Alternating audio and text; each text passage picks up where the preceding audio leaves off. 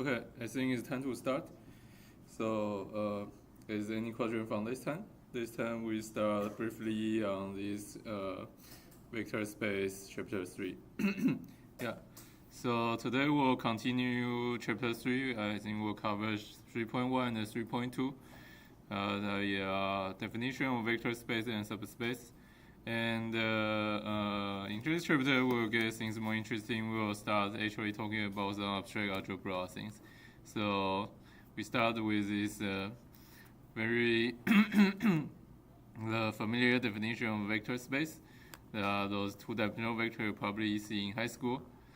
But today we'll delve into more abstract definition of vector space, where we just have a set of elements and some operations, and if they satisfy some property, then we say it's a vector space, and we'll prove things very abstractly.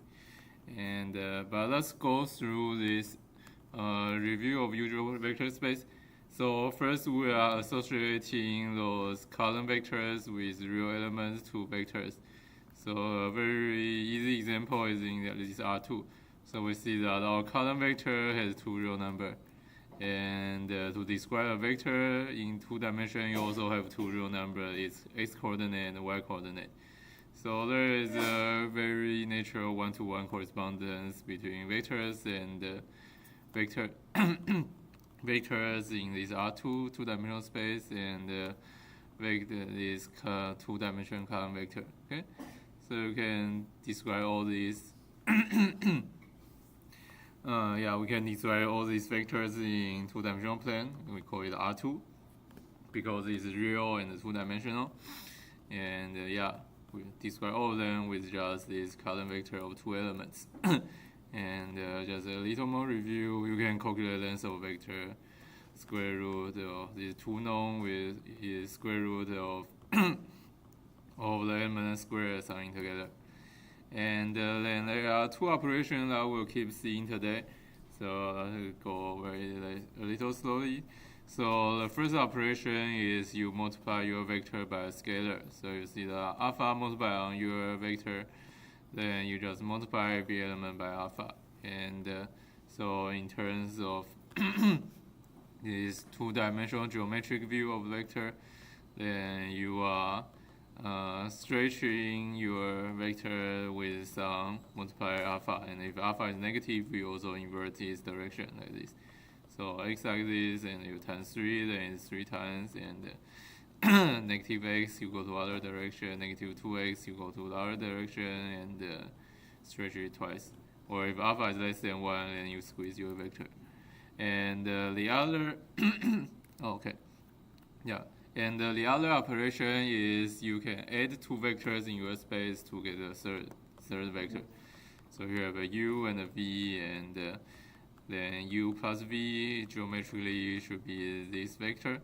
And in terms of the algebra of those two-dimensional column vector, then you just add the first coordinate together, then add the second coordinate together. So u1 plus v1 and u2 plus v2. Okay, and like this. And so that's two-dimensional, and then you can go to three-dimensional, then you just have three real numbers, x1, x2, x3, and you can do all the scalar multiplication and addition similarly. Then we just go to many dimensional. Okay, so now we can generalize all those to Rn. And now we cannot draw a picture, but we can still write down algebraically how they should have in this mathematical form of n-dimensional column vector. And so it's an n real number. This n real number will define a vector in Rn. And you multiply them by alpha, multiply this vector by alpha, then all the coordinates you multiply by alpha. And you add two vectors together, then all the coordinates you add together. This is just natural generalization of R2 and R3. Okay. And so you see you have this scalar multiplication operation and addition operation. Then we start defining a really weird vector space. So we call it Rn by n, and it's all n by n matrices. So its mathematical form is you have n by n matrix of them and with real elements and set of all of them is Rn by n, and so we define addition as the as the matrix addition. So it's element-wise addition, just like before. Before it's element-wise addition, and also you have scalar multiplication. You also have element-wise scalar multiplication. Okay, so those are pretty cool. And I think that's a quick review. So any question now? Otherwise, we are going into abstract world. Okay. So this should give you some feel about vector space. And but now you see that sometimes the elements of your vector space not necessarily written as column vectors. For example, it's written as matrix here. So we have, or mathematicians like to do this. We want like to do this very abstract definition where we just have bare minimum to define a concept. So what's this abstract definition of vector space? Okay, so a vector space is a set. So there are a lot of elements in it. Okay, so it's a set of elements, and you need to have two operations. You need to have addition and scalar multiplication, just like we keep talking before. And those two operations need to satisfy two properties. Okay, and so the need to satisfy the closure property. So basically it means that when you do scalar multiplication on your vector space, on any element in your vector space, then you should still be in your vector space. And if you add two elements in your vector space, then you should still be in your vector space. Okay. And so here the addition and the scalar multiplication are very abstract definition. So so for example, scalar multiplication is just says, okay, so scalar we just assume it's real here. So just say any real number you can add on your vector, okay? And you should give you something, and that something should be in your vector space. And similarly, addition is also abstractly defined. Just like your vector, you just take two vector and you define this addition operation. So yeah, so you take two element in your set, and there is some operation addition that may lead to something. Okay. So this set V with this addition and the scalar multiplication together, they called this is a vector space. And okay, so but definition is not complete. So here we just have a closure, but you can have a very weird thing. And okay, before we go to weird thing, let's talk about normal thing. So the addition and the scalar multiplication should satisfy those things that that we had when we have when our vector space was just column vectors. Okay, so they need to satisfy those properties that using addition and scalar multiplication should have. So first, addition should be commutative. So x plus y should equal to y plus x.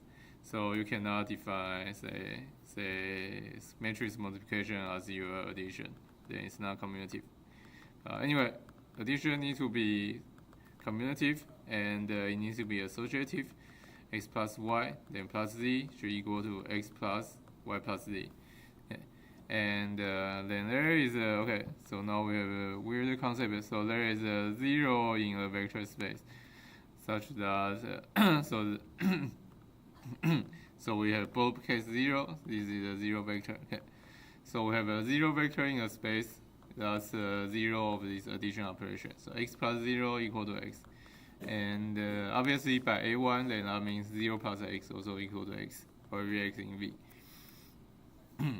And we have a 0, then we can define inverse. And there is every x, there is also an inverse minus x, such that x plus minus x equal to this 0 vector. And then we have scalar multiplication. They should also satisfy the rule that they expect to satisfy. So firstly, they are linear on both sides. So alpha plus x vector plus y vector should equal to alpha x plus alpha y, and alpha plus beta x should equal to alpha x plus beta x, and then alpha beta x should equal to alpha times beta x. And yeah, but here the ordering, so this should also equal to beta times alpha x, because scalar multiplication, the order doesn't matter. Alpha times beta equal to beta times alpha. And and also 1 times x equal to x. Yeah. And yeah, here is the note. So it's very confusing here. So we have this both case 0. That means 0 vector. Okay, and so the 0 vector is different from the 0 scalar. Okay. That's a little confusing, and we'll see the example relating them later. But anyway, so we have some notation here. Once again, for vector, we use those both case lowercase letters. Okay. Those both x, both y, both u, both v, those are vectors. And scalars, we usually use not both lowercase but not both case letters, either the Greek letter or English letter, alpha, beta, or AB. Those are scalars. And for now, we focus on real numbers. Okay. I think in most of the class, we will focus on real numbers for scalars. And then where V, that's the universal set. That's the set of all elements of your vector space. And once again, then we have this. Oh, I forgot to boldcase here, but okay. Yeah, we have this 0. That's the 0 vector. Okay, so this should be boldcase 0. So this is boldcase 0 here. Okay. Please see this as boldcase. This boldcase 0 here is a 0 vector. It's different from the scalar 0. So like in Rn, the boldcase 0 will be this vector, right? So it's a vector of every element being 0, but it still has a lot of elements, right? It's different from, so it's still a n by 1 matrix instead of a 1 by 1 matrix. That's a scalar. Okay. Yeah. And so that's the abstract definition of vector space, and really so when you are given, so a vector space must have a set and addition and multiplication, and so if you want to check it is actually a vector space, then there are a lot of things to check. So first thing you need to check the addition and multiplication has closure property C1 and C2, and then you kind of need to check all of those, although they are very intuitive. Okay. And yeah, any question? This is the abstract definition of vector space. And yeah, so I guess if you want to write very rigorous proof, then it's very long. Then you need to check all 10 things satisfied to make sure your space is a vector space. We'll probably not do that even ourselves because it's really long.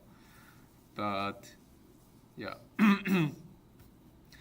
Yeah, but let's see an example of another vector space. So sometimes the property don't check out. Oh, I should, okay. So we'll check C1. Okay. Yeah, so so how about this thing? So our set of elements, so we try to define a vector space, which will prove that it's actually not a vector space, but we have a set of elements that is W, and is all those two-dimensional row vector, but they satisfy this form. So it's whatever real number on the first element and 1 on the second element. And then we define, okay, so obviously this is a set. This is, yeah, this is whatever number and 1. So maybe 0, 1, 1, 1, 2, 1, 1.11, etc. Okay. And then we can define addition and multiplication on this thing, and the scalar multiplication. And here we choose, okay, so this addition and the scalar multiplication is really something you can choose. And here we choose the matrix addition and the matrix scalar multiplication because we can view this as a 1x2 matrix. And we have a very natural matrix addition and a matrix scalar multiplication. Okay. And, okay, but then we see you are in trouble because first we want to check closure. So first closure alpha C1, then we see that we have a scalar multiplication on some element of this thing. So A1, and we'll have alpha on A1, then it'll become alpha A and alpha. So alpha A is still some real number, that's good. But this alpha, if alpha is not 1, then this alpha not equal to 1, then it's not in W. Okay. So we want this alpha equal to this 1. But alpha is whatever real number, so if you are multiplying another one real number, then you are not getting 1 here, and then you see that your scalar multiplication doesn't satisfy closure. And even worse, you see that the addition also doesn't satisfy closure. So you have some A1 in your W and some B1 in your W. Then A1 plus B1 equal to, so we have matrix addition, so element-wise addition, A plus B here, but you have 1 plus 1 equal to 2 here. Once again, 2 not equal to 1, so this is not in W.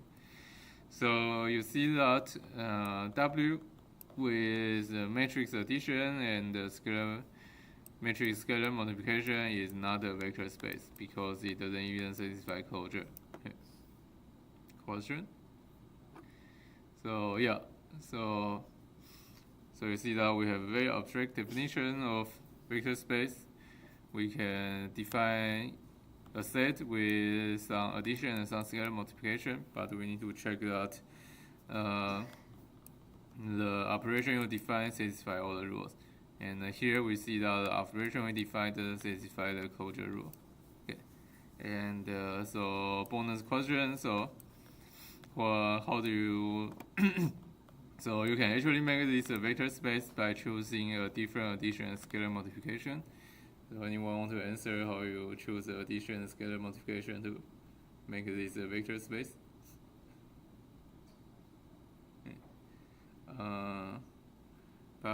Yeah, so you see that well, I guess it's a bonus, so you can think about yourself later. Yeah. And okay, so yeah, that's vector space. And I guess this is abstract definition, and obviously you can check that.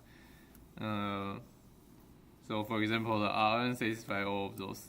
Okay, so yeah, you can check yourself that the Rn we just defined satisfy all those 10 definitions. So those A1 to A8, they are basically satisfied by the matrix matrix algebra rules, right? So yeah, so matrix addition satisfy those, and matrix multiplied by scalar satisfy those, so that's good. And yeah, and Rn you can check that they have closure. And but let's go back to abstract thing. So we have very abstract definition of everything. So we have very abstract definition of the 0 vector and minus x vector. Although we give an example here, but in general, our set is not even necessarily a column vector. So the 0 vector is very abstract. This minus x is also very abstract. We just know 0 should satisfy this, and minus x should satisfy this. And so now we have some interesting theorem to prove. Theorem 3.1.1. This is probably the most technical theorem right now, although it looks very dumb. Okay. So first, we want to show that the 0 scalar times any element in your vector space is a 0 vector. Okay.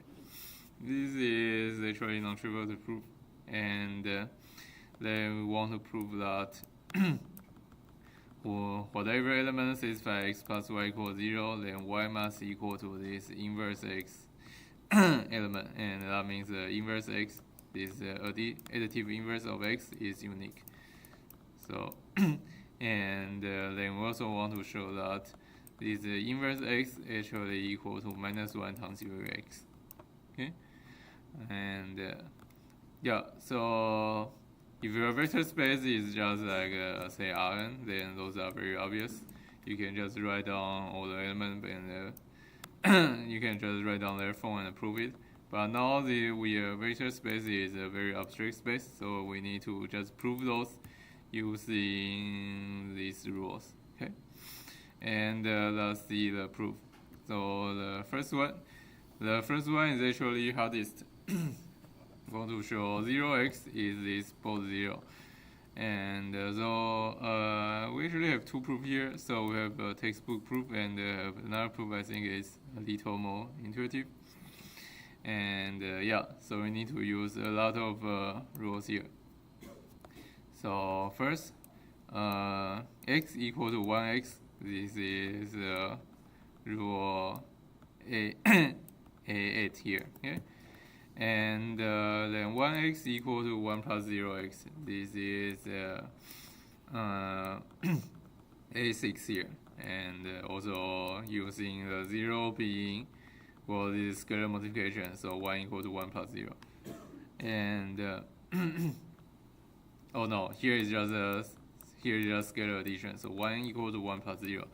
And then we need to, and 1 plus 0 is x equal to 1x plus 0x. Here is we use, no, actually use A6 here. Okay, and yeah. And then once again we use 1,8 to show that 1x equal to x plus 0x. So you see that we need to be very careful to show that x equal to x plus 0x. Okay, and now we see we are kind of close because we want 0 should have this property that x plus 0 equal to x for every x. But now it's not quite. It's 0x only have plus x equal to x. We want it to plus any y equal to any y. Okay? And okay, but so now we try to cancel this x here, and then we do another thing. Then we have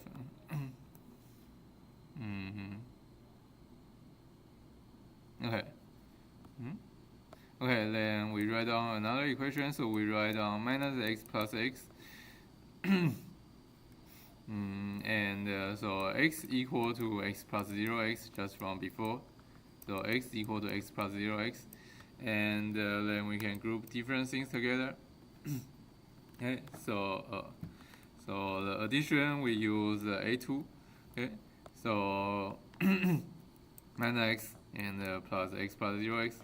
We have minus x plus x plus 0x. Okay. And then we use that. Yeah, and by definition, x plus minus x should equal to 0. Okay. And so this side is a 0 vector. Is a 0 vector, and so this side is a 0 vector, and this side is 0 vector plus 0 times x. And finally, we use the property of 0 vector. 0 vector plus anything should equal to itself. Okay, so now this anything is 0 times x, so that's 0 times x. So 0 plus is 0 times x.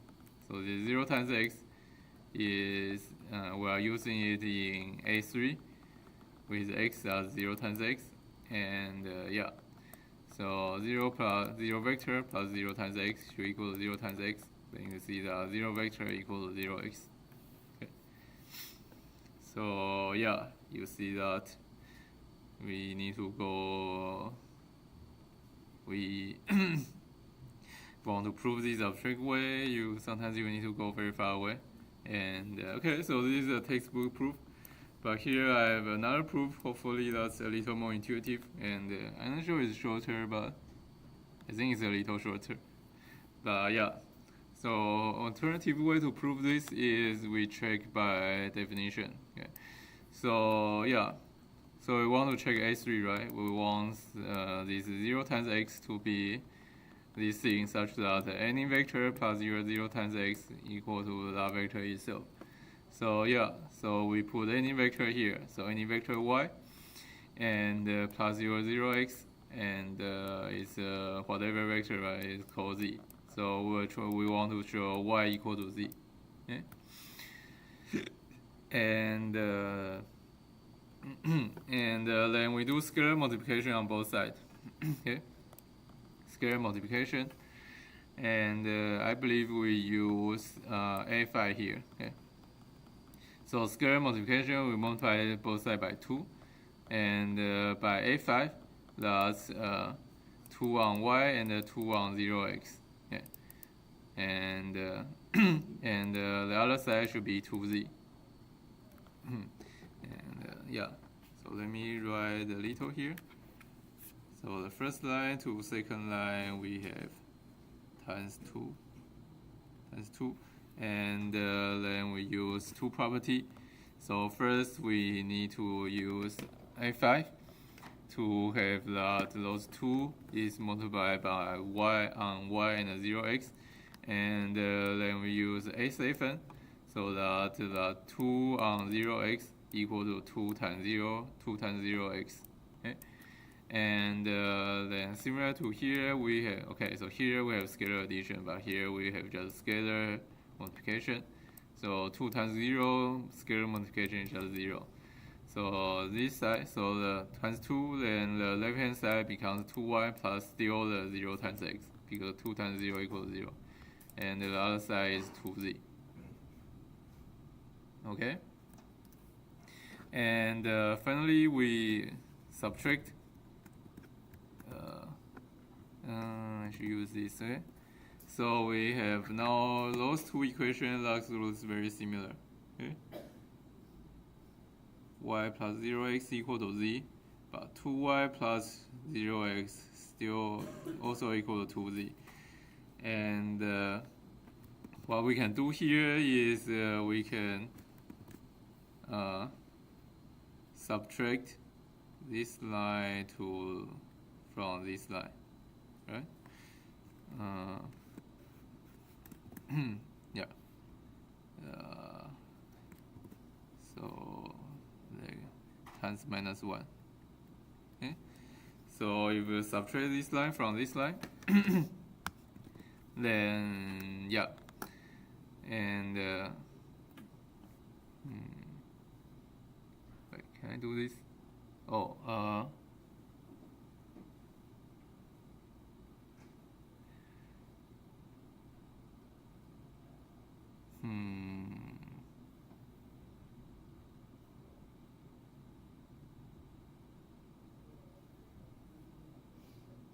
Oh, okay.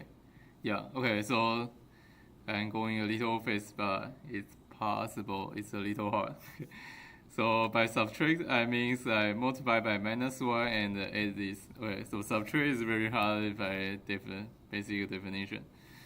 So I multiply this by minus 1. Okay, so minus 1 on everything. So but 0 is still 0. And I add those 2 things together. So I have 2 plus minus 1. Okay. So so for example, on left hand side we will okay, so this subtract will be very hard. So subtract, so example on left hand side we'll have left hand side is 2z plus minus 1z.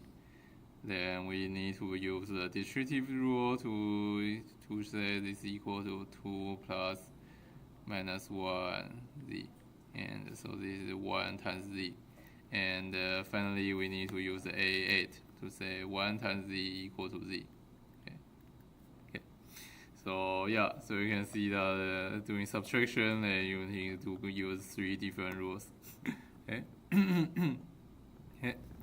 But yeah, so you see that you can do subtraction. You multiply the first line with minus 1, and you add it to this third line, and so you can do subtraction. And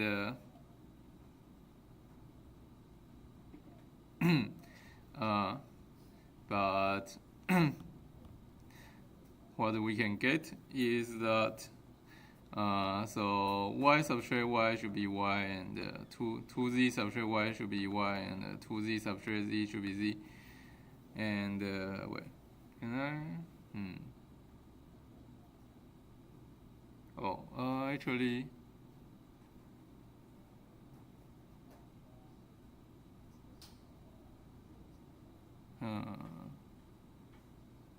okay. So this is sorry. And okay. So this actually doesn't work. Sorry about this.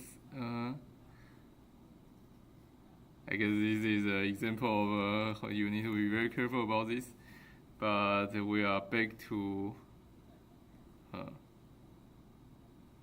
okay. But then we are back to we are not sure about.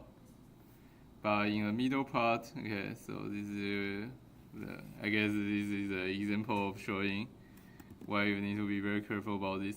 Okay. So this is actually not working because 0x. So middle part will have 1 plus minus 1 times 0x, but times 0x, but yeah, but we don't know that's 0 times 0x, but so we still have plus 0x here because we don't know that. Yeah. Okay, so we are actually circular here. Okay, so what we'll get is once again 1 plus 0x equal to z. Because because we didn't know 0x, so it's circular here because 0x plus minus 1 times 0x, we didn't know this equal to 0 vector. Doesn't know this is a 0 vector. And so proof actually doesn't work here. So I guess that serves as an example of why you need to be very careful here.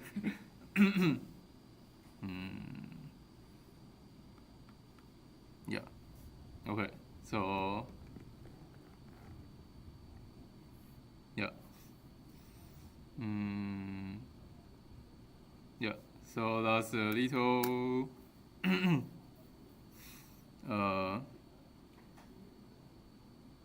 yeah, so that's a way to try to do this, but as we show that you need to be very careful, and so you need to be very careful and use a textbook proof to actually see that 0 vector equals 0 times x.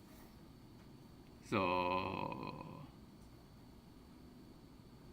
yeah.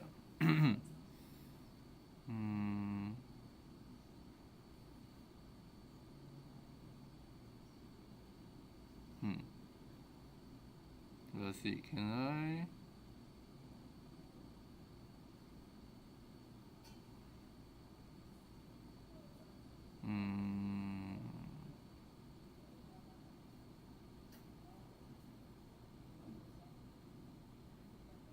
Yeah.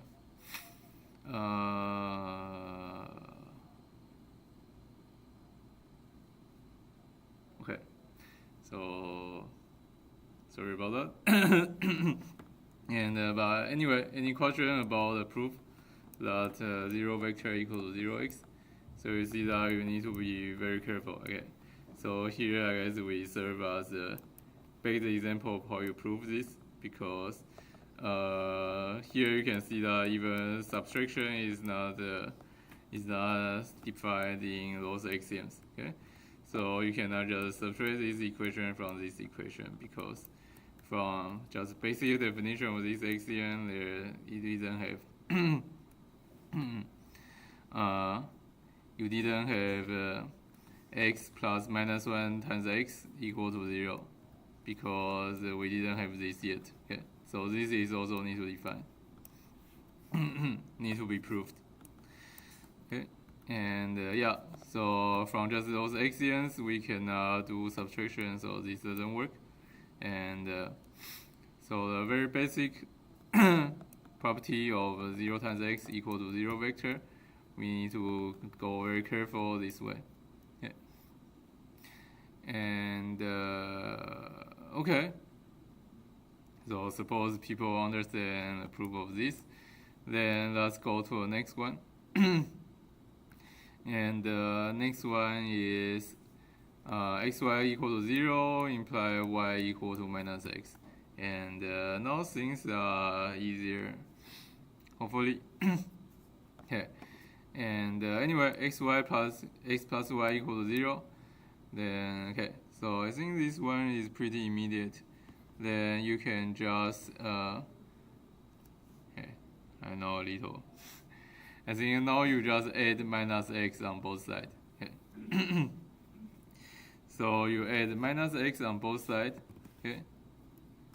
So the idea here is add minus x, where minus x once again is defined as the inverse of x inside the vector space. Okay, so you add minus x on both sides, and then you have left hand side and right hand side. And left hand side, okay, so it's actually 2y. Okay, and okay, so let's highlight here. Okay, although we are going the other way. Okay, so in the middle part here, so you see that this is 0 plus minus x, and the other side is minus x plus y. Okay, so right hand side go to left here, and left hand side go to right here, and then we can just use basic properties. Okay, and yeah, so here then we resolve this as using the property of zero vector. So zero vector plus anything should go to itself, and so that's minus x, and the other side, then we use the property 2, and we grouping the addition to different things together. So that's minus x plus x, then plus y, and minus x plus x we know is zero vector by definition of minus x. So zero vector plus y then are equal to y. So we have minus x equal to y. Okay. So yeah, this one is more straightforward. Yeah, but the first one is very hard, and you can prone to error as you might see here, because a lot of operation you think that's true is not true. So the subtraction is not there because it's minus 1x times equals to minus x is not here either. And why do we care this a lot? Because so the third one we actually use the first one to do the proof on it. Okay. And yeah. So now we have the first one, 0 times x equal to 0 vector. Then we can have minus 1 times x equal to this additive inverse of x. And yeah. Now this is pretty intuitive. So we start from the first one. Then we see that 0 equal to 0 vector equal to 0 times x. And now we can break this 0 equal to 1 plus minus 1. And then we use distributive rule. Then that's 1x plus minus 1 times x.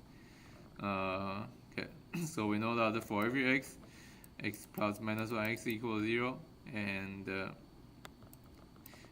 so minus 1x is the inverse of x. And okay, so we actually use both 1 and 2. And yeah, and then we know the inverse is unique, and so we just write it as this unique inverse x here. Unique minus x here. Okay. Yeah. So this proof looks pretty dumb, but actually pretty hard. So the hardest one is the first one. You need to yeah. So you get to x plus x equal to x plus 0x. Then you try to erase this x by adding minus x on both sides. And you get 0 equal to 0 vector equal to 0 times x. Okay, it's pretty tricky. Any question on the proof?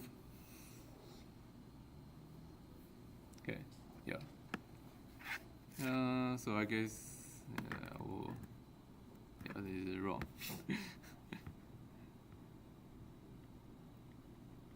Wrong. Okay.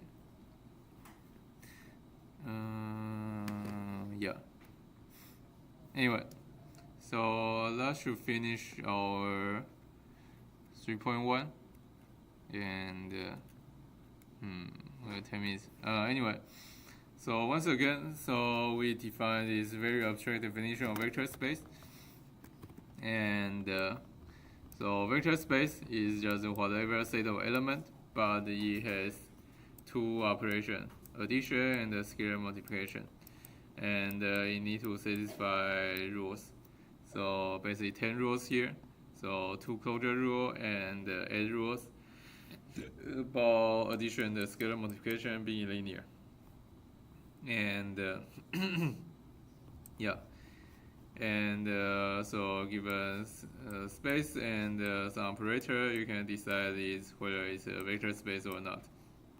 And so basically, if you want to prove very carefully, you need to check all 10 rules. Yeah.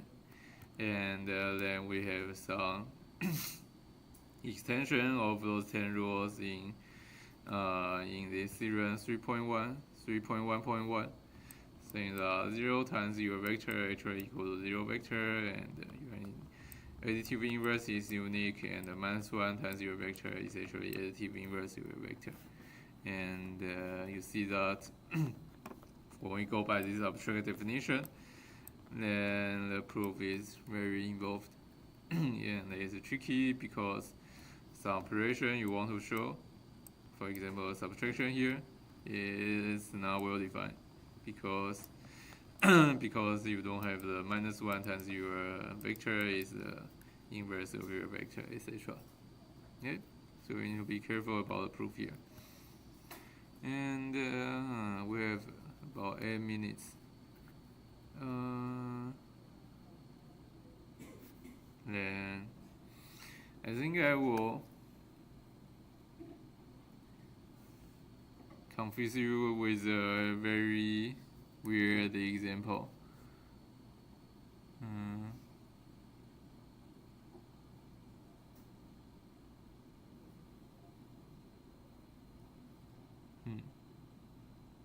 Oh, never mind.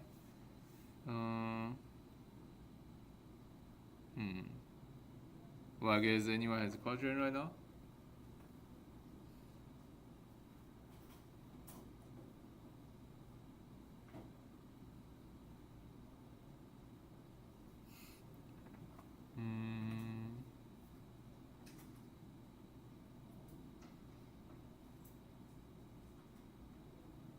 Okay. Okay, so I guess let's show the next session a little bit, and then have a break. And the next session is subspace. Okay. And so we have this abstract definition of vector space, and we can define a subspace. And subspace is just so we say the vector space is a set, and then we can define a subspace as a subset. Okay. So we have some subset of this vector space, and then yeah. So for example, we have this vector space R2, and we have some subset of it, say this thing. So everything satisfies the form x2 equal to x1. So it has some form C and 2C. And so this thing is a subset of R2. And so if we use the same addition rule and the multiplication rule on this subset, then if that subset still satisfies the closure, then it's called a subspace. So let's go back to seeing this example. So we have this subset C and 2C, and we try to do the R2 scalar multiplication and addition on it.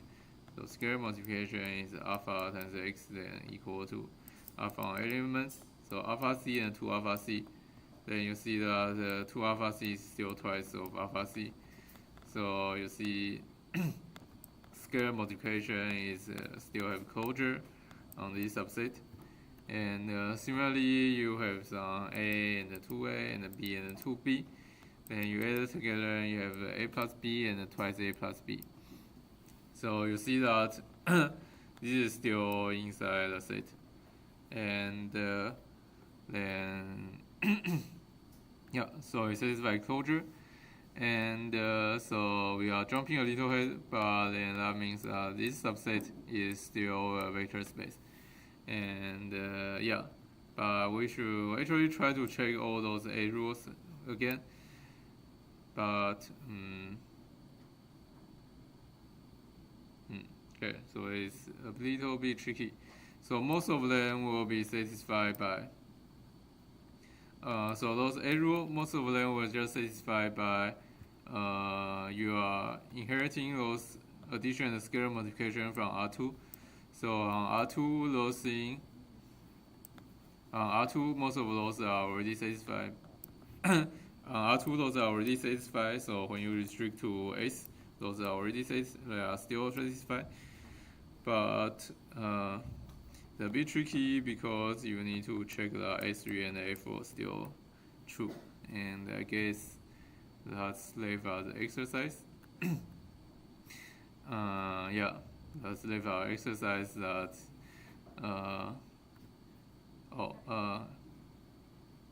I guess that's because yeah. And okay, so that's come from 3.1.1, right? So sorry. So here we are missing a little bit. So this is where 3.1.1 being useful. So 3.1.1. So here we can do this thing to show why 3.1.1 is useful. So 3.1.1 says that, okay, this is very hard. I will use, because I cannot write a bold case. So 0 times x, so I will just write a vector sign equal to 0 vector. Right? And we know that 0x in S, so we know that the 0 vector is also in S. So this was not obvious, but we can use 3.1.1 to show it. And so we use a closure. We know that every scalar times your x is inside your vector space.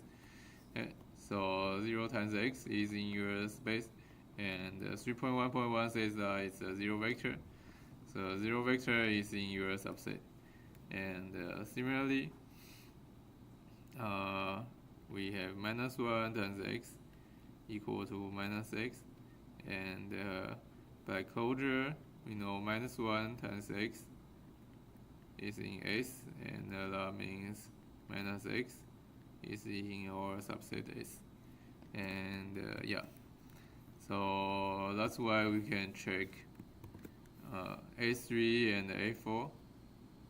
Okay, so those are weird one, because you just choose a subset with closure. It was not obvious that A3 and A4 are satisfied, and but we have 3.1.1 to cover us. And yeah, so 3.1.1 together with this scalar multiplication closure, then you see that the 0 and the inverse are in your subset. Okay, just time for a break.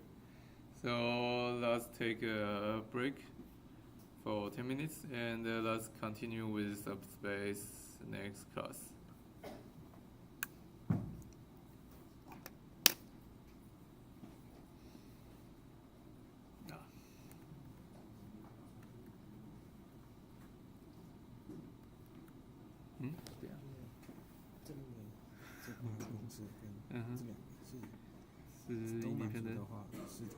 它就是 vector space。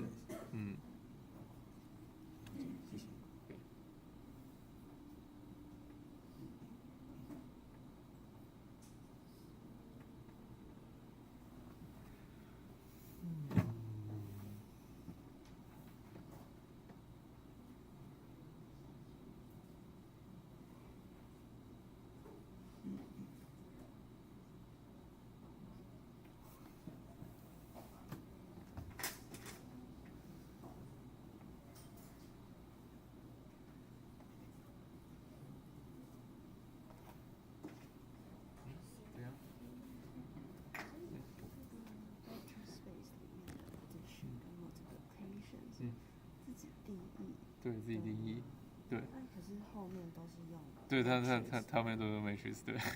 但是就是如果你要讲的，这里它有点奇怪，但是因为他讲的有点半 abstract， 但是就是你真的讲数学的话 ，addition 跟 multiplication 是可以自己随便定义的。对，虽然说我们课本上好像都是直接用 matrix 来定义啊。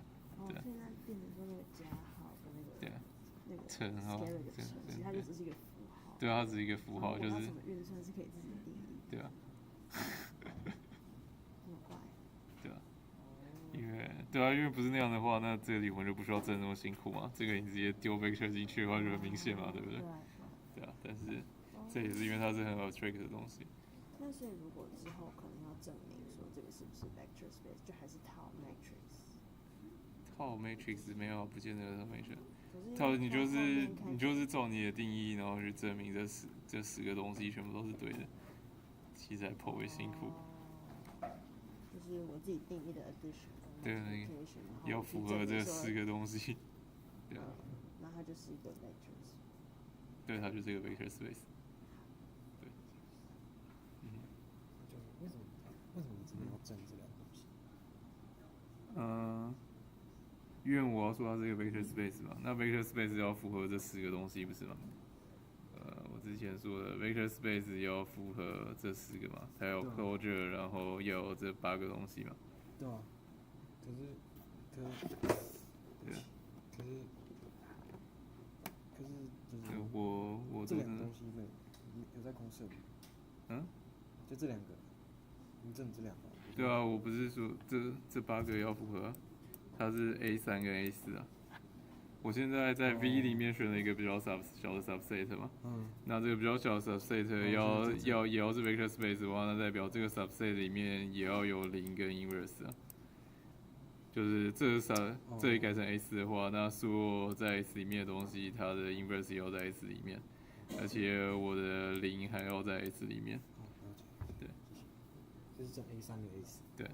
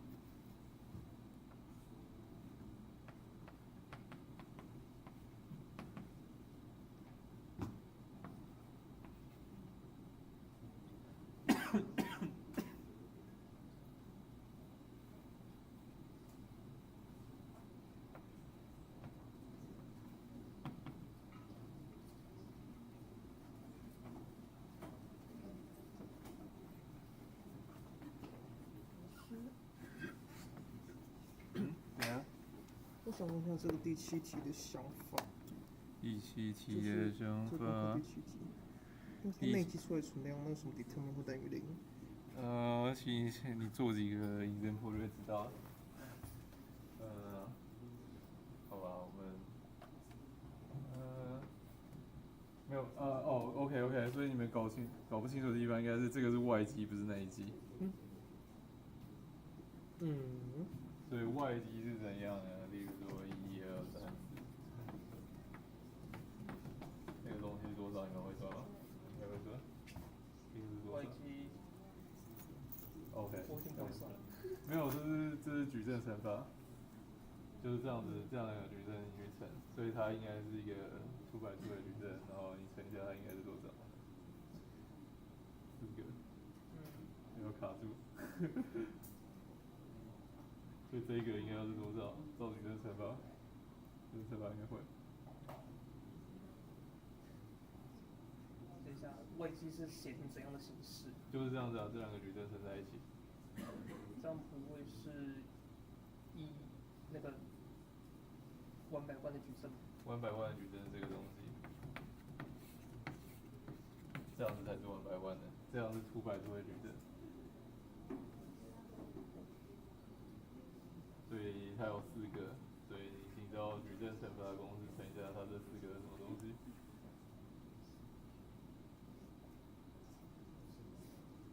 等一下，这样乘，哦，这样是这么回事。所以这个是多少？3，对。3、4，这是6、8。对。哦。那你会发现这一行是这一行的2倍，所以它底下没有这里。那你应该就用来自己想就知道结果。那如果是写成内积的话，它会内积的话是一个数字。怎么写？内积的话，因为我们写的这个是 column vector 嘛，内积的话应该是 x y 啊。我实在是不太会，我不知道该怎么说这 OK。对啊，因为我们不加，对，因为我们写 vector 都是假设它是 column vector 这样。对，就是我们有分 column 跟 row 嘛，所以直接写不写题的东西，我们都假设是 column vector。那老师这个符号考试的时候可不可以写清楚？就是这个你要记得啊，因为我们一开始就这样定义的，对啊。然后或是像我们第1章的时候讲的时候就是说，我们是说 row vector 我们会加 vector sign 啊，虽然说我自己写笔记上课乱画，所以我有点那个混淆掉，因为没办法画 full case。对，但是我们是说这 full case 是 vector， 然后总之不加 vector sign 的话，那我们就通假设是 column vector。然后你可以回去看第1章有说就是 row vector 的话，所以这个东西就会是这样子。对，我们是说 full case 当做 vector， 然后它是直的，然后如果加 vector sign 的话是横的。那对，那直的东西，那它 transpose 之后就会变横的这样。这个是一个要记住的，考试可能也不会特别写。对啊，这是 notation， 但是就这节课总是这样的 notation。对。谢谢老师。老师，我想要问刚刚那个，我真错了，你要问我为什么真错啊？我自己想，因为比较简单，但是错了。因为我想要把这2个减掉嘛，但是减不掉，就是 0x 减 0x 没办法说它是0，因为就等于是 circular 的。你要有我们要正的东西才可以把它减掉。哦。对吧？就你 0x 减不掉 0x 这样。对。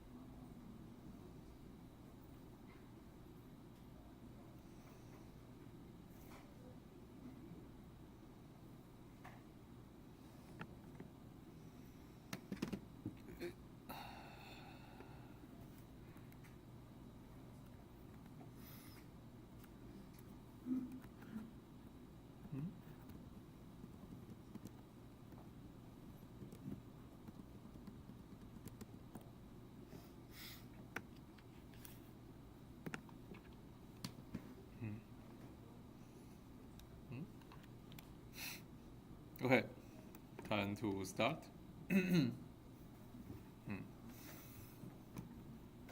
And yeah, excuse me. Yeah, so we definition of space and definition of subspace, and I get a subspace. Subspace. The basic definition is that it's a subspace of vector space, plus also a vector space itself. But we kind of prove a theorem saying that once you satisfy closure, then it's a subspace. And yeah, so here is the definition. Oh, okay. Well, we actually just use the closure definition. And yeah, so our subspace is a non-empty subset of your vector space V, and you need to satisfy two properties. So you basically need to satisfy those two closure properties. You do scalar multiplication, then do scalar multiplication, then it's still in your subspace S.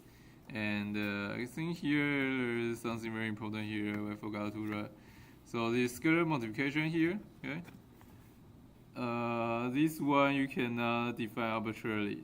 So because it's a subspace of V, so this you have relationship with V, and this scalar multiplication must be the same scalar multiplication of V. Okay, and similarly, the next one will say x plus y.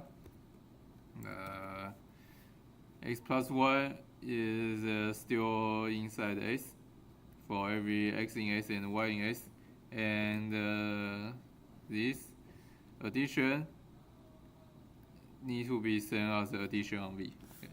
So yeah, so your S and V should have the same addition and multiplication structure, and in that case, then we call this S a subspace of V. Okay, and yeah, so this is the most important concept we will do in this class, in today's class, and yeah, as we said, it's very important. When we say this S is closed under operation, it's the same operation of V. Okay, and and we kind of prove here that if you just satisfy those two closure property, then this subspace S with the same operation of V will be a vector space itself. And yeah, we see that.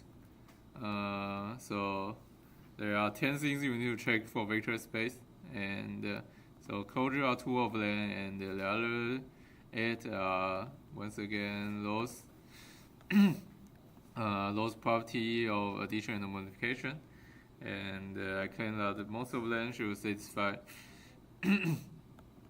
should already inherit from V, but you need to check A3 and A4 carefully, and we prove very quickly in this class that because of 3.1.1, and A3 and A4 are satisfied by the subspace S just because of this closure. Okay. Yeah, and what else do we have here? Every subspace is a vector space. Okay, and yeah, and okay, and there are 2 subspaces that are very easy to find, and they are trivial subspaces, and so the first subspace is the subspace of only 0 vector inside. Okay. If you have only 0 vector inside, then you do any scalar multiplication and any addition of it. I guess we didn't prove, but might be a homework. Yeah, you can prove that you do any operation on it, it still go to itself. Okay, and that's pretty easy thing to easy to see in Rn that the 0 vector you do any operation on it is still a 0 vector. So this is a space of only one element, this 0 vector. Okay? And the other subspace that's trivially a subspace just everything. Okay? So your subset is everything, then because V is a space is a vector space already, then obviously V as a subset of V is still a vector space. That sounds very dumb. And yeah, so those two are always a subspace, but they are kind of boring. And other subspaces are called proper subspace because they actually give you some string structure. And the zero is called zero subspace. It's only one element. So yeah. So something you can think as homework or side project is prove that zero is a subspace. I'm not sure. Oh, actually, I don't remember. Is this in book? Hopefully not. Yeah, and oh, it might be. Yeah, it might be in a book. Yeah. Okay, so that's subspace, and let's see some example. And the first example is we define this thing. So S is, okay, we are writing this in a funny way. x1, x2, x3 because it's easier to write row vector. But we think x as a column vector because we write t here. Okay. So S are those vectors like with x1, x2, x3. And now we say x1 equal to x2. Yeah. And so we want to see is S a subspace of R3. And as our definition search theorem says that we only need to check C1 and C2. Okay, and yeah, so it's S closure under scalar multiplication. Then yeah, so we have whatever element in S A, B, and we multiply by alpha. So we see this alpha I here. So those two still the same. So this is still in S. Okay. And similarly, we have two vectors in S, A, B, and C, C, D. Then we add them together. And yeah, because it's R3, so we do scalar multiplication rule of R3 and addition rule of R3. And addition, then we do element as addition, so A plus C, B plus D. And A plus D equal to A plus C. So you see that, yeah, so it's still in S. So yeah, it satisfies those two closure. So C1 is satisfied, C2 is satisfied. So S is a subspace of R3. Yeah, so we have a lot of examples of this kind you can do. And for example, okay, so this one we're using, but we want a different form. Okay. And anyway, so here we have S as, okay, why do we write the column vector now? Anyway, notation different, but we will have similar thing. But anyway, S is this X and 1. Okay. And we think this as a subset of R2. Okay. And we know we must inherit the scalar addition and the scalar multiplication of R2. Okay. So S under R2 scalar multiplication, and then you have this alpha times x1 becomes alpha x and alpha. And yeah, as we say, we have seen this example. And you see that under both C1 and C2 is not closure. Yeah. Because then you have alpha here instead of 1 here. When alpha is not equal to 1, then it's not in S. And similarly, you have two vectors adding together, x1, y1, then you have x plus y and 2 here. And the 2 not equal to 1. So yeah, so S is a subset, but it's not a subspace of R2. Okay? Because under R2 multiplication and R2 addition, S don't have closure. Okay. So yeah. So R2. Now you can yeah. So I guess the confusing thought I give you is we said that this thing we can give some definition of addition and multiplication to make it a vector space, but you cannot do that when you consider it as a subspace of R2 because R2 already have its multiplication and addition. So here it's very clear that S is not a subspace of R2. Okay, and let's see next example. And S is a 2x2 matrix with this form, where its off-diagonal element is the negative of itself. Okay. So we jump ahead a little bit. So S is usual S. Sorry, usual element in S has this form A, B, minus B, C. So it's whatever, but it must be B and minus B. And we ask is a subspace of 2x2. So once again, addition and multiplication is defined as this matrix multiplication and addition are 2x2. And matrix addition and scalar multiplication are 2x2. So yeah, so let's just check the rules. So you times alpha, then you see this alpha, alpha, alpha, alpha, and there is alpha b and minus alpha b. So you see this off-diagonal rule is still satisfied, and it's inside S. And similarly, okay, so it's all linear operations, pretty easy. So you have A and B adding together, then you see that the diagonal is B plus E and minus B plus minus E and equal to minus B plus E. So yeah, so it's still in S, and so S is a subspace of R 2x2. Okay. Any question?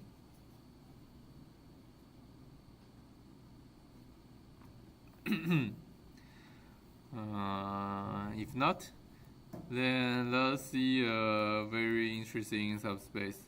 Okay.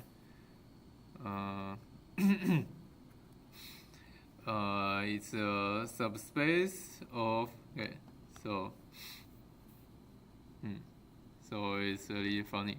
So it's a subspace of Rn that's defined by n by n matrix. That's called a null subspace of a matrix. It's a bit confusing. But basically it's a set of so you have n by n matrix, and we go back to thinking about linear system, solving linear system equation. So an n by n matrix is a coefficient matrix of some linear system, and we think about the homogeneous system X equal 0. And so this n of A is a subspace of Rn. So it's a subspace that are all those vectors inside Rn. So all possible solution to X equal to 0. So I guess hopefully this is helpful. So A is n by n, and X is n. Okay. X has n here, and yeah. So X is in Rn, and this null of A is a subspace of this all possible X. Yeah. So we want Ax equal to 0. This is 0 of m dimensional. Okay. Okay. So this is the null space of A. So n by n vector. So I guess hopefully not too confusing, but this is n by n, but the dimension here is just n. Okay. Anyway, yeah. I guess let's check that null of A is a subspace of Rn. So once again, we want to check C1 and C2. So for C1, if anything is in null of A and alpha is scalar, then we want it to be still in null of A. And then yeah, we need to check this rule. So in null of A, then X equal to 0. So we want to see A alpha X is also equal to 0. Then we see that is true. So A alpha X equal to alpha times Ax. This is by the matrix scalar multiplication. So we think A and X both are matrix, then multiply scalar, then you can take out the scalar. and a times x equal to the 0 vector, and alpha times 0 vector should also equal to 0 vector. Okay. And so you see that alpha x should also be in nu of a. So closure 1 checked, and closure 2. So you have two solutions to ax equal to 0. So x in nu of a, y in nu of a, and so a times x plus y, then by distributive rule times equal to ax plus ay, then that's 0 vector plus 0 vector equal to 0 vector. And yeah, so you see x plus y is also in nu of a. So you satisfy both closure, and nu of a is a subspace of Rn. Yeah. Okay. Question about this abstract proof. If not, then let's see a pretty involved example that's actually solved with numbers. So we have this A here. It's a 2x4 matrix. So yeah, 1110, 2101, and we just solve the null space brute forcefully, and ax equals 0. And how to solve ax equal to 0, then yeah, this is what we do in chapter 1. We do this Gauss-Jordan reduction. So we write down this augmented matrix 1110, this A with 0, 0 here. Then we do row operation to get into reduced row echelon form. Okay, so the operation we skip the middle part, and anyway we go into reduced row echelon form here. And we see we have two variable x3 and x4, right? You know, we have two lead variable x1 and x2, and free variable x3 and x4. And yeah, so free variable we can just set whatever, and we can solve for what lead variable should be in terms of the free variable. And yeah, so we have x1 minus x3 plus x4 should equal to 0. And so that's this one, and the second line will give you this, x2 plus 2x3 plus x4 equals 0. And moving around, you can describe all the lead variable as free variable. And then we change then x3 and x4 to alpha and beta, just because it looks nicer. And so you can write your solution as well, x1, x2, x3, x4, and in terms of alpha and beta. So x1 is x3 minus x4, so that's alpha minus beta, and this is 2 minus 2 alpha plus beta, and obviously it's alpha and beta. Okay. So so that's everything in your null space should have this form, and because for the reason we are going to see soon, we also want to write this in terms of things that contain alpha and things contain beta. So since a vector that only have alpha is alpha minus 2 alpha, right? And 0. And only beta then is minus beta, 0, beta. Okay. And we see that you can be written as alpha times this 1 minus 2 1 vector, and beta times this minus 1 1 0 1 vector. Okay. And okay, so this is a nice form. Cool. And a little spoiler, so this is called actually I think we said this in chapter 1.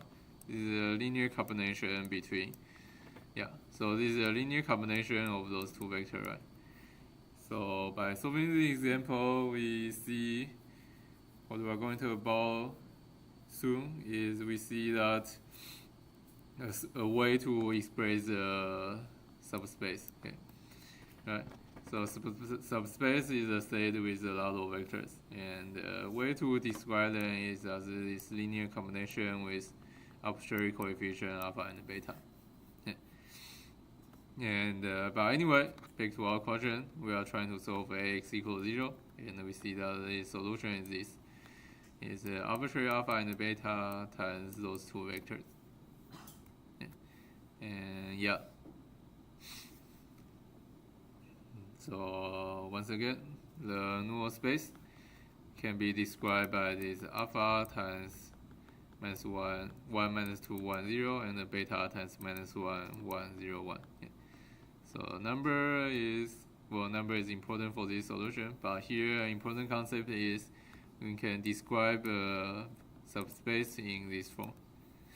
And okay, so let's go to the next concept. So span of sector vectors. Yeah. So way to describe subspace or vector space in general is, I guess it's more like a describe subspace. So you can get a whole bunch of vector v1 to vn. And I believe as we say in chapter 1, then we can sum them together with this form. So we can multiply each one of them with some scalar alpha 1 and 2 alpha n. And adding them together, so we have this alpha 1 v1 plus alpha 2 v2 plus all the way to alpha n vn. And so this form is called the linear combination of those vectors. Okay. Is if one times the scalar and then together. It's a linear combination. And another important concept is if you think about set of all possible linear combination. So the linear combination, then that's a span. So here the span is you fix those v1 and vn, and then you think about all possible alpha 1 to alpha n. Yeah. So you have some fixed v1 and vn. So for example here you have this v1 equals this and v2 equals this, and we have all possible alpha and beta. Yeah. And then you can define a span. So a span of v1 to vn is every vector of this form where alpha 1 and alpha n can be whatever scalar. Okay. And once again, in example 5 we give such an example. And that's a normal subspace. We see that in example 9 we have the span of those two vectors, and that's a null subspace. That's a null space of A. And actually, this is not coincident.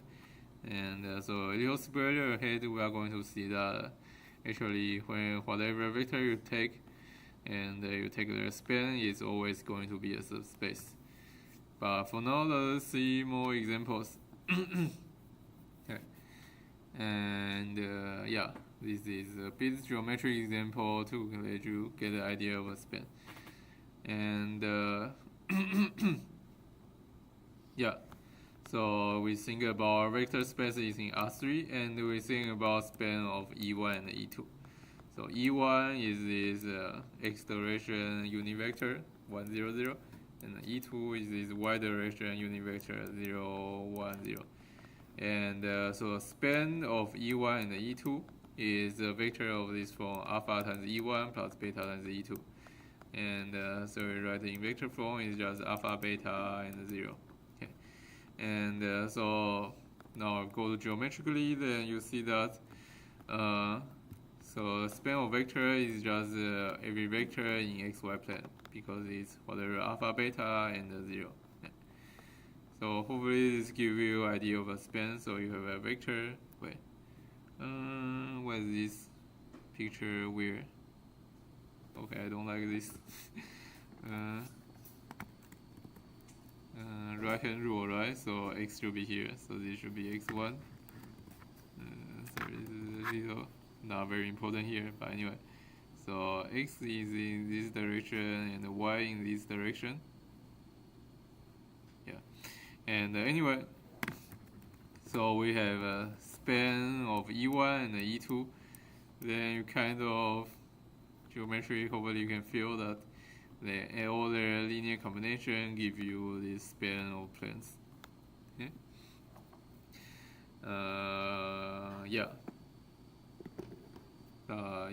So we see that in R3 you take the E1 vector, E2 vector, then you can span to this xy plane. And then you can verify yourself that span E1, E2 is a subspace of R3 by checking the C1 and C2. Pretty easy, so let's skip that. and then we can think about span of more vector. So span of E1, E2, E3. Then you see that it should be R3 because you have alpha E1, beta E2, gamma E3, then just whatever alpha, beta, gamma, and that's just you are just describing every possible vector in R3. So span E1, E2, E3 is R3. Okay. Yeah. And once again, as we say, vector is in span E1, E2 if it's in this x1, x2 plane. Okay, and finally the theorem we say that's true. Actually, this being subspacing, we don't need to verify one by one. So whenever you take a set of element in a vector space and you take that span, there are always a subspace. And we can just check this algebraically. So once again, we want to check C1 and C2. And yeah, so check C1. So you have whatever element that's in this span. So you have some alpha 1 to alpha n coefficients. Okay, so alpha 1 to alpha n. Then you multiply it by beta. And by the distributive rule, then and the scalar multiplication rule, then you see that beta on those things is beta on every one of them, and scalar multiplication is associative, so it's just beta alpha 1, beta alpha 2 to beta alpha n, etc. And anyway, and yeah, but those are just scalar multiplication, so this beta alpha 1 is just another scalar gamma 1, and beta alpha 2 is another scalar, we can call it gamma 2, etc. And you see that you can define another set of scalar gamma 1 to gamma n, multiply on your v1 to vn, adding them together. So this is another linear combination with the scalars being gamma 1 to gamma n. Okay. So beta times v is still in your span. Okay. And similarly, C2, you have two vectors that's in your span. So first vector with a set of coefficient alpha 1 to alpha n, and the second vector w with a set of coefficient beta 1 to beta n. And when you add them together, then you do the associative rule, so you group all those with v1 together, those with v2 together. Then once again you do the distributive rule of scalar multiplication, so alpha v1 plus beta v2 is just alpha 1 plus beta 1 v1, etc. And alpha 1 plus beta 1 is another scalar, alpha 2 plus beta 2 is another scalar, alpha n plus beta n is another scalar. So you see that this is also in the span of v1 to vn, because they are the scalar multiplying on your vectors and adding together. Okay. And yeah, so that complete proof. Span of v1 to vn is always a subspace of v, no matter what your subspace is and no matter what your v1 to vn is. Any question? Okay. So yeah, so span of vectors is always a subspace of v. Yeah. And here is some example that give you some idea of span. So for example, you can take two vectors in R3, x1, so two vector x and y, and x has this x1, x2, x3, y has 1, 1, y2, y3. And if x, y are not in the same direction, so those 3 points are not in the same line, then x, y will span the plane. So like this. So if x and y, they are not on the same line. And then you feel like your span is this coefficient of x plus coefficient of y, and you will span this weird plane in R3. Okay. And yeah, So yeah, as we say, C will equal to some C1, sorry, Z. So some vector in span of x, y is some Z equals C1x plus C2y. And yeah, so you rely on the plane determined by those two vectors. So I don't know, hopefully you can feel geometrically you have this vector x and y, and they will determine a plane by having all linear combinations.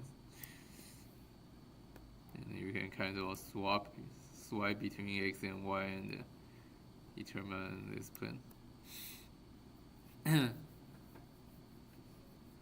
And yeah, so in R3 we can draw this geometric representation of span, and you can feel like it's a subspace.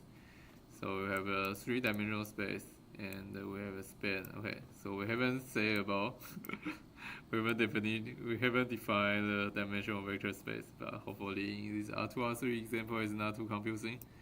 So you can see that in our R3 3-dimensional space, you have a span is 2-dimensional subspace. Okay. Spanned by these two vectors. And yeah, but dimension is something we'll define more rigorously later. Here is a familiar example, and hopefully not too confusing. And anyway, so back to what we have defined. So so here we just have some names. So we have vectors, then we can define span of those vectors, and well, it's just a name. So this span, and we call it a subspace spanned by those vectors. Just yeah, we just define this span meaning. Yeah. Okay. So span. Yeah. So just another name of span V1 to Vn is called. So in more English way, it's called subspace spanned by V1 to Vn. Okay. And also, if the span is some vector space V, I guess I should say A.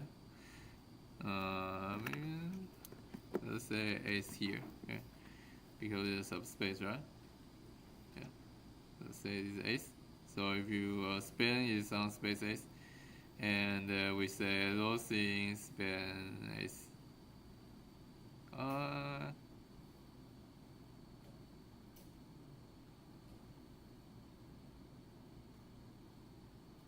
But okay. Anyway, okay, it's a little confusing. I'll keep using V. Okay. I guess it can be a little more. Okay, let's keep using this for now. Okay. Although it can be generalized to say S here, but let's say V here. So if you vectors span, if your span is on space V, and then we say those vectors span V. Okay, so this is your naming, and the set of those vectors is called the spanning set for V. Okay. And yeah, so it's just name. And so basically the same thing. So we say the set is a spanning set for V. That means that every vector can be written as a linear combination of V1 to Vn. Okay, so that's the meaning of spanning set. So yeah, so V is just V equal to span of V1 to Vn. Okay, and okay, so we have some example here. 15 minutes. Okay. So, okay. So, which of the following set are spanning set for R3? And we have A, B, C, D here. A is E1, E2, E3, 1, 2, 3, T. And B is this 1, 1, 1, 1, 1, 0, 1, 0, 0. C C is 1 0 1 0 1 0, and D is very complicated, 1 2 4 2 1 3 and then 4 minus 1 1. Okay. And okay, I guess we can do a little vote.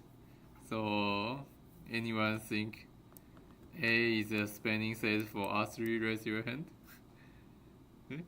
And anyone think it's not a spanning set? Raise your hand. Okay. And yeah, people are pretty good. So A, B, this E1, E2, E3 together is already a spanning set because, as we say, everything R3 can be written as AE1 plus BE2 plus CE3. And yeah, we don't even need the last one. And so the first three elements already spanning R3, and A is a spanning set. And this is kind of a standard spanning set, but the name is a little funny because we want to say it's a standard basis, but we don't know what the basis yet. But anyway, okay, so let's back to here. So once again, yes, no question. Is B a spanning set? If yes, raise your hand. Okay, and no, raise your hand. Okay, and yeah, so B is also a spanning set. So A1, A2, A3, then it equal to this. And now we kind of see we want to solve this by kind of solving linear system equation. So we want every ABC to be a linear combination of this A1 first vector, A2, sorry, it's actually alpha. Alpha 1 first vector, alpha 2 second vector, and alpha 3 third vector. And you write down, then it's like a linear system equation. So alpha 1 plus alpha 2, alpha 3 equal to A, and alpha 1 plus alpha 2 equal to B, and alpha 1 equal to C. And yeah, but here, then you see that this matrix is not singular, and you can solve for this system. And you solve this system, you see that alpha 1, alpha 2, alpha 3 equal to C, B minus C, A minus B. So you can always solve for alpha 1, alpha 2, alpha 3. And yeah. And just make sure your solve is correct. So you don't really need to do this, but yeah. But just to make sure, then you put the coefficient back, and you see that indeed you can get any alpha 1, any ABC by choosing correct alpha 1, alpha 2, alpha 3. And B is also a spanning set. Okay. And what about C? So C is this 1 0 1 0 1 0 spanning set of R3. Yes, raise your hand. You think it's no, raise your hand. Okay, people are a little more unsecure, but yeah, indeed you are still correct. So this is another spanning set. And there are more obvious reasons you can count the dimension. I guess you can kind of feel the spanning set of two things is two-dimensional, and you cannot span a three-dimensional space. But here we have algebraic proof, because you want ABC to be equal to alpha 1 is 1 0 1 plus alpha 2 0 1 0. And by adding these two together, you see the first dimension also always equal to third dimension, always have alpha 1 here. And so you cannot have different A and C. And so now everything is inside the span of those two vectors. And C is not a spanning set of R3. And the last one, okay, the last one is not obvious anymore. So let's skip the asking part. And yeah.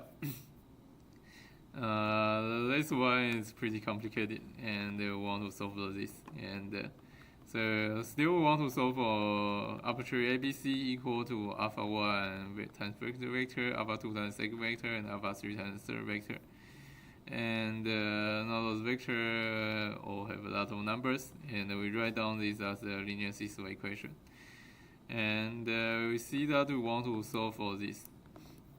And okay.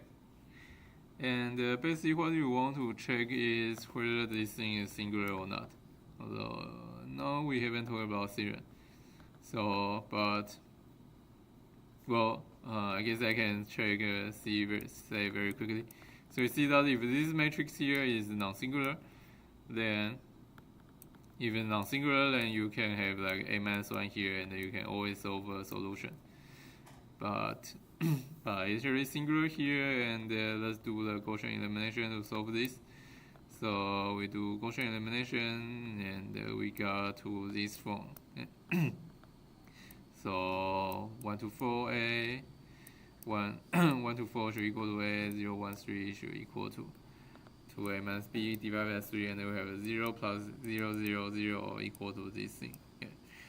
And we see that because we have 0 coefficient or 0 here, and if this side is not 0, then your system is inconsistent. You cannot find a solution. And yeah, but ABC is whatever you can pick, and you can easily pick ABC such that this is not 2a plus minus. Wait, why? Oh. Okay. So for some reason it reverses over here. So, but you can pick 2a plus 5b minus 3c not equal to 0. And then the system will be inconsistent. And that means that you cannot find a solution that satisfies those equations. And that means ABC is not in the spanning set of R3. Okay. Yeah. So that's how you check spanning set. Basically, you solve the linear system equation. And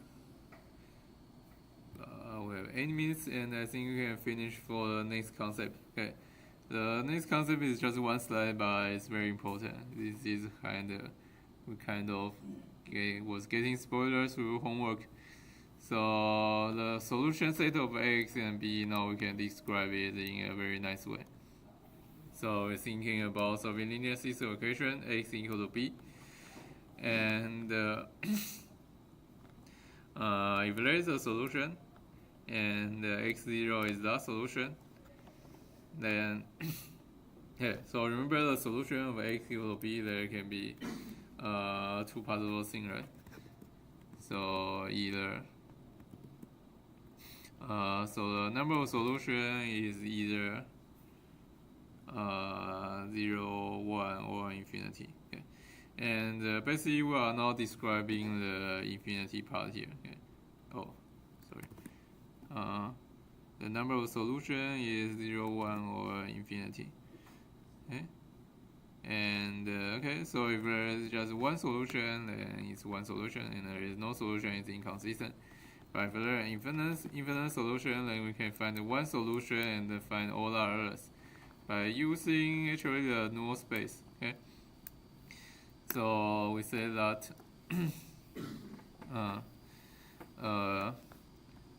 vector y is also a solution inside this infinite space.